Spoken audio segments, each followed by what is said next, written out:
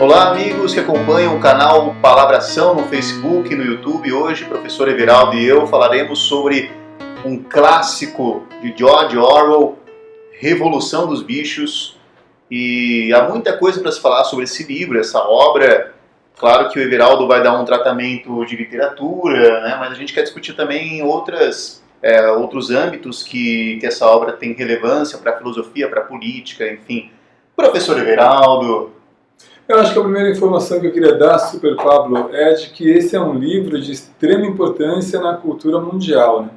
Eu considero assim um dos livros essenciais que não podem faltar na biblioteca ou mesmo na leitura de qualquer cidadão que se considere minimamente letrado, assim. Tanto pela importância não só literária, que me interessa muito, mas pela própria importância social do livro, por tudo que ele representa, né, no contexto em que ele foi escrito, pelas significações que ele traz em cada bicho, representando um participante da Revolução Russa. Acho que é um livro que abre um universo bem grande de discussões em todos os sentidos possíveis, né? Sociológicos, psicológicos, religiosos, econômicos. Ele é um livro riquíssimo que dá para fazer uma abordagem muito boa em qualquer âmbito que a gente resolver discutir. Então acho que primeiramente é interessante a gente dar um contexto em que o Orwell escreveu o livro, né? Ele foi publicado em 43, é isso? Início da década de 40, é isso mesmo. 43. Né? E o Orwell pensou no livro em 37, pelo que está no prefácio que ele escreveu. Né? Foram 6 anos de maturação mental até ele sentar e escrever o livro para valer. E é no meio do desenrolar da Segunda Guerra Mundial. Bem num período crucial assim, da história da humanidade, em que ter o que dizer era muito importante, né? Acho que as pessoas estavam passando por um momento de tensão, de medo, em que a reflexão acabava sendo depauperada em detrimento dos acontecimentos de guerra. Mas ele vem amadurecendo essa ideia, e o que eu acho mais legal é que ele, como jornalista, né, como alguém importante, ele poderia ter feito vários ensaios, ele poderia ter feito um trabalho mais de reflexão. Pelo contrário, ele optou por escrever num formato de fábula. E o que é interessantíssimo é que ele deixa esse peso da leitura, de certa forma, de uma maneira mais leve, quase um eufemismo, no formato de uma fábula. Acho que ganha didatismo para a mensagem que ele quer trabalhar, né? Porque o grande objetivo do Orwell é uma denúncia sobre a estrutura política da União Soviética de Stalin. O próprio Orwell se coloca como um simpatizante do Trotsky, né? E ele se contrapõe ao estilo político e ao pensamento e às práticas do Stalin. Então, ele vê que dentro do meio de imprensa, principalmente britânica, nesse período de Segunda Guerra Mundial, existe uma certa proteção em relação ao governo do Stalin devido ao fato de que a União Soviética era uma aliada importantíssima da Inglaterra na guerra. Né? Então, ele faz uma série de denúncias sobre como a imprensa acobertava qualquer tipo de manifestação anti-Stalin. Exato, né? E talvez a escolha por fazer uma fábula, uma história, seja justamente para ir contra essa tentativa de sabotagem da imprensa, né? Ele diz uma coisa interessante, que não existe na Inglaterra uma censura. A Inglaterra tem uma democracia consolidada, a Inglaterra tem uma liberdade para que qualquer pessoa diga aquilo que bem entender. No entanto, entre os meios de imprensa existe uma resistência, naquele momento, a qualquer coisa que fosse contra o Stalin. Sem dúvida. E é engraçado porque ele fala que em relação ao Churchill não havia a mesma resistência, então as pessoas tinham mais liberdade, digamos assim, para falar mal, para criticar o Winston Churchill, do que para falar do Stalin. Com certeza arrumaria um problema muito maior, né? E esse tipo de informação que a gente está dando aqui agora ajuda muito ao leitor que vai fazer a primeira leitura do Revolução dos Bichos, sobretudo que se trata de um conjunto de representações, né? Por exemplo, isso que você acabou de dizer do papel da imprensa naquele contexto todo, é muito legal perceber, depois do Napoleão se estabelecer, ele coloca como um dos personagens centrais do seu governo justamente um outro porco chamado Garganta, que era um sujeito que tinha o dom da palavra, ele conseguia persuadir, convencer e tal, e ele divulgava de tal maneira as ideias do Napoleão que fazia com que ele parecesse o cara, o líder ideal. Então ele apagava tudo que fosse informação contrária, tudo que fosse alguma forma de subversão e sobrevalorizava a imagem do Napoleão. E aí a gente vê, né? Em todos os contextos, é verdade, mas sobretudo em contextos assim, de ditadura, de um governo tirânico, o papel da imprensa é fundamental naquilo que ela deixa vir à tona e naquilo que ela impede que venha à tona, e mesmo na coisa que vai ser publicada, faça um tratamento de linguagem para que você consiga manter aquilo que é o seu ideal. Nesse caso, o governo firmar, né, o governo do Napoleão sobre os demais. Muito curioso ver isso, ver como é que a imprensa funciona. Aqui no Brasil a gente teve vários casos, no Estadão, Folha, de notícias, Globo, né? Globo, que não podiam sair, aí publicava lá uma receita, por exemplo, na primeira página de um jornal. Enfim, os artistas tinham que fazer vários subterfúgios para conseguir dizer o que queriam. Então, analisar o livro Revolução dos Bichos a partir dessas representações e saber como isso tem a ver também com a nossa cultura tão recente é de extrema importância para o livro. Entrando já na obra, na história, o Orwell tem uma genialidade que é muito particular, né? Primeiro, por conta do fato de que ele vai tratar de temas muito complexos numa linguagem que é muito acessível, né? Então é uma história muito simples quando você pensa a rigor, né?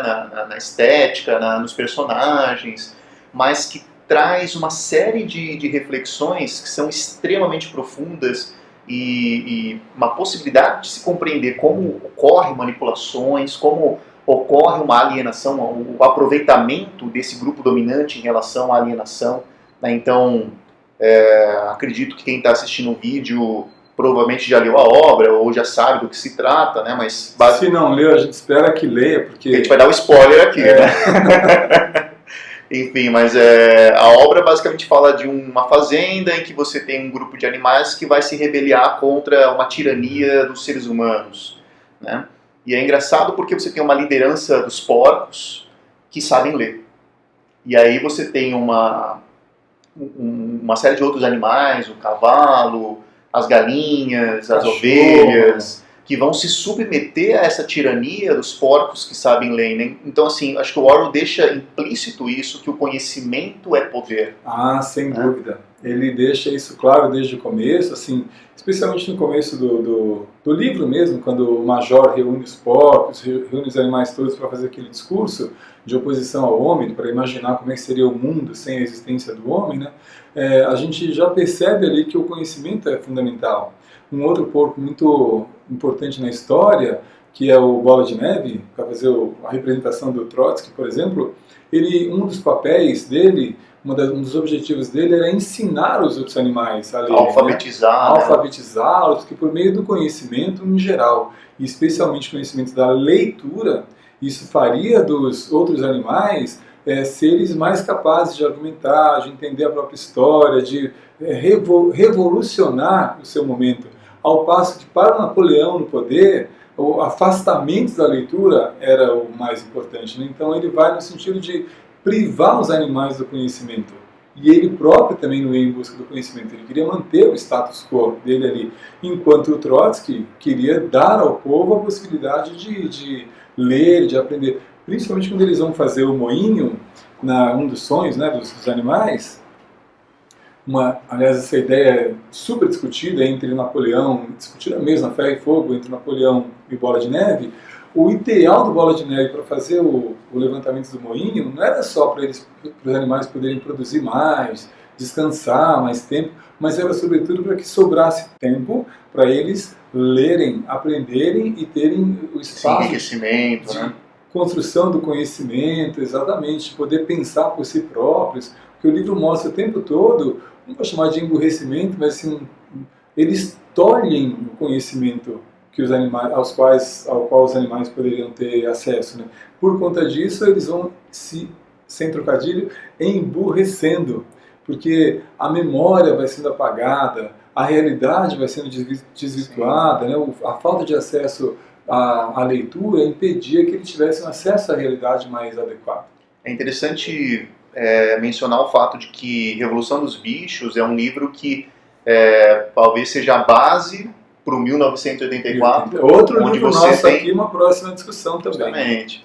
E o 84 ele vai fazer um tratamento muito mais profundo sobre isso, já não é uma história em que ele pega os animais, né? Já é uma história que tem muito mais realidade ali. Bem mais denso, bem mais denso. E o Orwell no 84 também vai falar sobre como que você faz a manipulação da história a partir das notícias, a partir da imprensa, né? O papel do protagonista do 84, que é o Winston, era justamente fazer isso. Sim. E no Revolução dos Bichos, essa é a denúncia do Orwell, a alienação que o grupo dominante impõe sobre um grupo alienado a partir do analfabetismo desse grupo, da falta de possibilidade de reflexão, né, e de criticidade. Né? Então isso que você falou é uma das coisas que mais toca o leitor, que incomoda o leitor, né? Perceber o quanto os animais vão admitindo aquele sistema opressor e eles não reagem. Né? Porque você pensa, o Sansão, que é o cavalo forte e trabalhador, se ele se manifestasse, se ele se colocasse contra o grupo do Napoleão, ele poderia liderar uma nova revolução, mas não. Ele submete aquilo e ele, na verdade, vai venerar o Napoleão. O que Napoleão diz é certo, né? Acho que essa é a frase Napoleão tem sempre razão. Napoleão tem sempre Trabalharei cada vez mais. É isso mesmo. E isso dá um desconforto para o leitor, né, que começa ali falando, pelo amor de Deus, faz alguma coisa.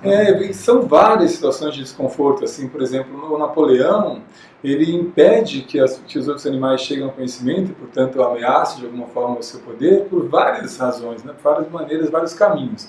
Um deles é com o estabelecimento do Garganta, como o cara que vai intermediar e tal. Quando surge alguma possibilidade de subversão, é o Garganta que aparece e fala assim, não, isso não aconteceu, não é bem assim. Fazendo um paralelo com a atual história do Brasil, né, é engraçado como, primeiro, o Napoleão ele não tem um poder de articulação, ele não fala bem, né, então ele evita fazer comunicados, ele evita aparecer. É sempre o Garganta que representa o Napoleão para dar os comunicados, as ordens, né? E outra coisa interessante, que é um paralelo, é o papel das ovelhas.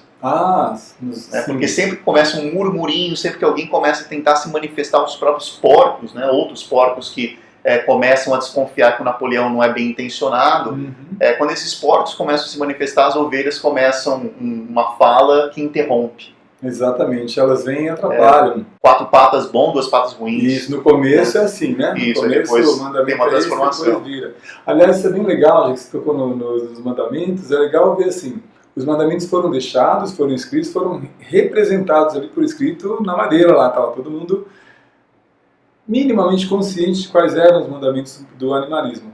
Só que depois que o Napoleão vai gostando do poder, que ele passa a tomar leite, a dormir numa cama com lençol, a agredir os outros animais e tal, os mandamentos vão sendo alterados, né?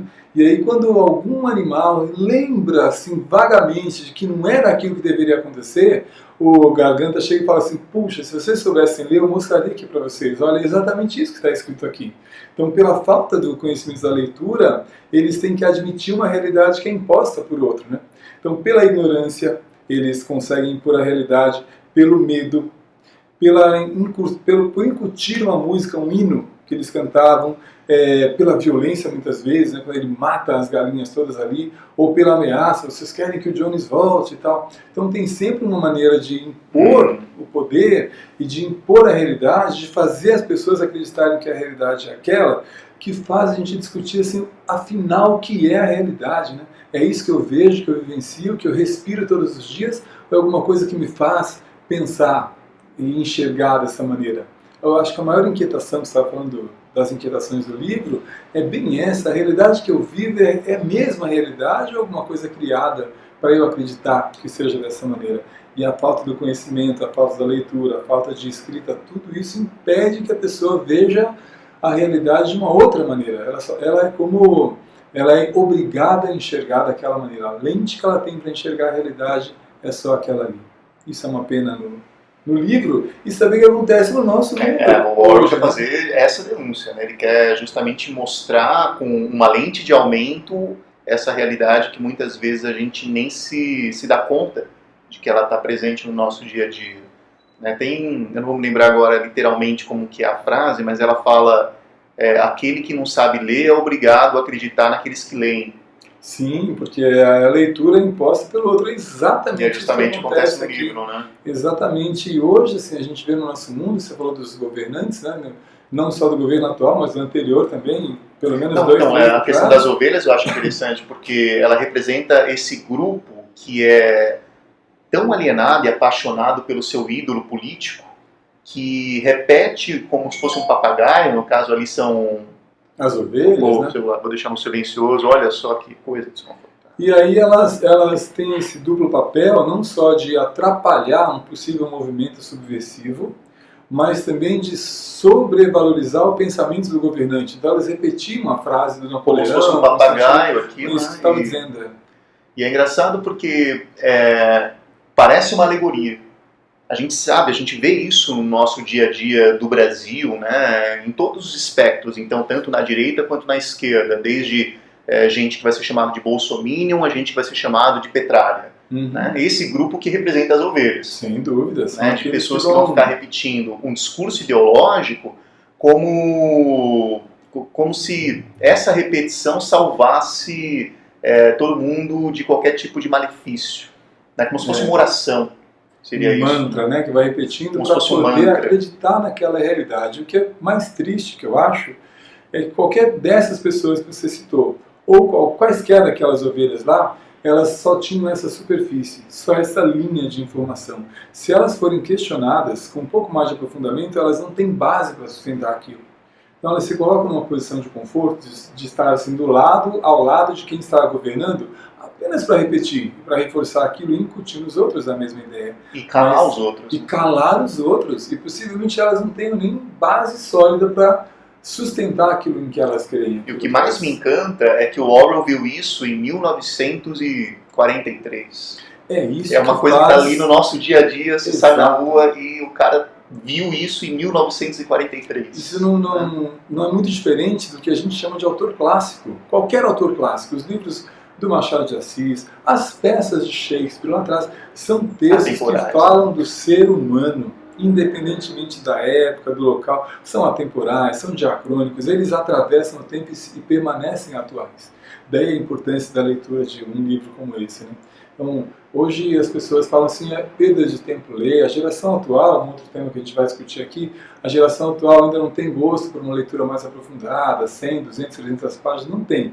Mas isso é uma pena, porque é uma perda... Eu queria chamar a atenção para o fato de que você, como professor de literatura, trabalha esse livro com 9º ano. 9º ano, meninas de 13, 14 anos, né, na passagem do 13º para o 14º ano, e é uma discussão que ainda não atinge esse nível que a gente está tendo aqui, mas já começa a despertá-los para isso, para a importância da leitura, do conhecimento, do domínio, do poder, de como se mantém o poder, como se pode destruir o poder, como se pode se organizar e tal, o que é revolução, o que não é. Eles começam a perceber que a leitura faz diferença na vida deles. Porque eles veem que os animais, por não saberem ler, acabavam sendo dominados e eram obrigados a ver a realidade do jeito que o outro via. Ao passo que, tendo a leitura, eles poderiam ser os donos do próprio destino, ou pelo menos interferir no caminho que o destino deles estivesse levando. Então, desde cedo, a gente vai motivando as pessoas a criar essa visão crítica de si próprias, né, e da realidade em que elas vivem. Daí ser um livro daqueles que eu digo, né, não pode faltar. Eu gosto de ressaltar sempre assim, né, havia dois porcos na luta ali pelo poder. De um lado Napoleão, de outro o Bola de Neve. E depois que Napoleão assume o poder de maneira agressiva até, todas as coisas ruins que passam a acontecer ali na fazenda são atribuídas ao Bola de Neve. E isso aconteceu. É a história do Bola, como é que é? Água mole em pedra dura, tanto bate até que fura. Você fala mal do Bola de Neve hoje, fala mal dele amanhã, fala mal dele depois, e assim a imagem dele vai sendo construída negativamente. Isso se chama argumentação ética, né? Pela construção da imagem da pessoa. E, por outro lado, a imagem do Napoleão vai crescendo, enquanto pela palavra ele vai denegrindo a imagem do Bola de Neve. Né? Então você vê que a construção da imagem, a construção do que eu penso do outro, do mundo, ela é feita por meio da linguagem, ela é incutida. sorrateira e paulatinamente na cabeça das pessoas. A realidade não é aquilo que você vê, mas é aquilo que você se lembra, né? E a concatenação dentre essa sincronia daquilo que eu percebo com aquilo que eu me lembro. Exatamente. Né? Então, como os animais não tinham a capacidade de ler para conseguir resgatar uma memória, eles tinham que confiar naquilo que o Garganta dizia para eles. E sabe o que é mais triste? Desculpe um spoiler, né?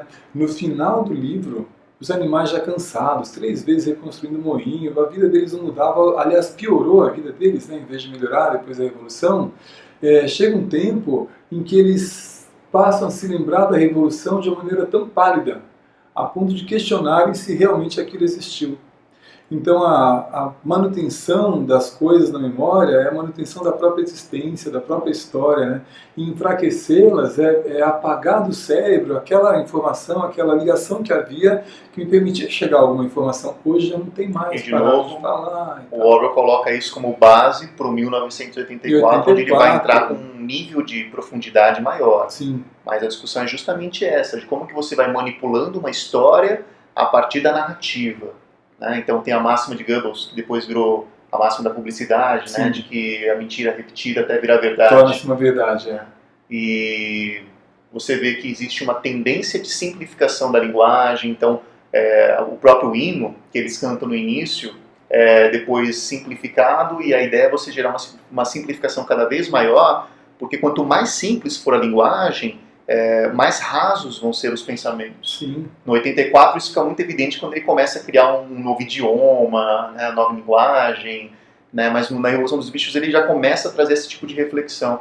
Outra coisa interessante é que ele joga, por exemplo, a destruição dos moinhos. Né? No primeiro momento você tem uma causa natural, uma tempestade que destruiu o moinho, mas depois você tem uma invasão de um grupo que bombardeia o moinho. E aí é sempre essa questão de você ter um inimigo declarado, que era o Bola de Neve. Só que depois ele fala que o inimigo declarado é uma granja, eu não vou me lembrar agora o nome, né?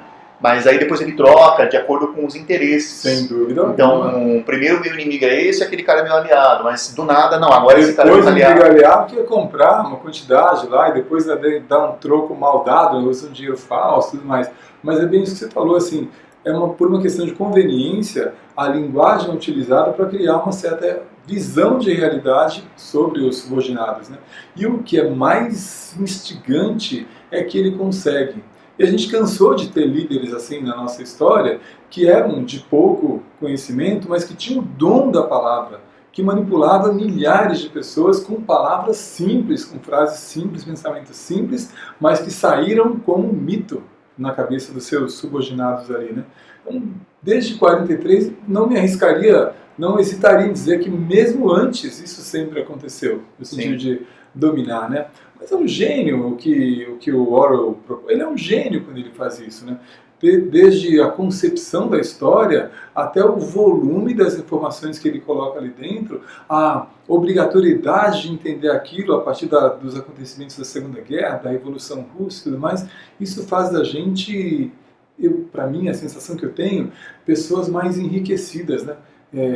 No sentido de ter acesso à informação, de ter possibilidade de criticar, de enxergar a minha realidade a partir daquela ali. Então tudo isso enriquece muito, por isso não pode faltar no final do livro é um soco no estômago. Nossa, porque quem espera o final feliz, né?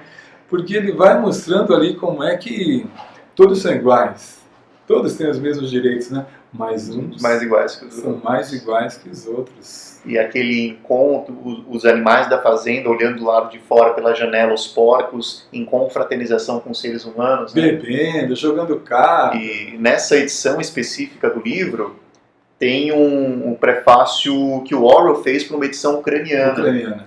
E aí é interessante que ele diz de forma declarada e direta que esse final que ele pensou foi foi pensado, escrito no momento em que o Stalin, o Churchill e o presidente dos Estados Unidos na época estavam numa reunião ali, né? Então ele fez um paralelo ali entre o que seriam os porcos e os seres humanos em confraternização, sendo que eram inimigos declarados até então, né? E o quanto isso na verdade é cínico. E as pessoas ficam alheias, os outros animais ficam alheias olhando de longe e sem entender, né, o que está acontecendo ali, mas essa é a realidade a qual eles estão submetidos naquele momento ali. E pela falta de memória, pela falta de conhecimento, pela falta de possibilidade de estabelecer uma crítica, eles são levados a aceitar aquela realidade ali. A gente até iria agora para um outro autor, a gente poderia falar de Paulo Freire, porque de novo a gente cai numa discussão que é sobre o conhecimento como sendo a base de uma liberdade verdadeira, né? Não uma libertinagem, não é fazer o que se quer, mas a liberdade no sentido de você ter capacidade de analisar o mundo criticamente, se posicionar criticamente, né? Saber de que lado você está, se você é manipulado, se você é um manipulador. Sim, né? E sobretudo de poder escolher. E sobretudo de poder escolher.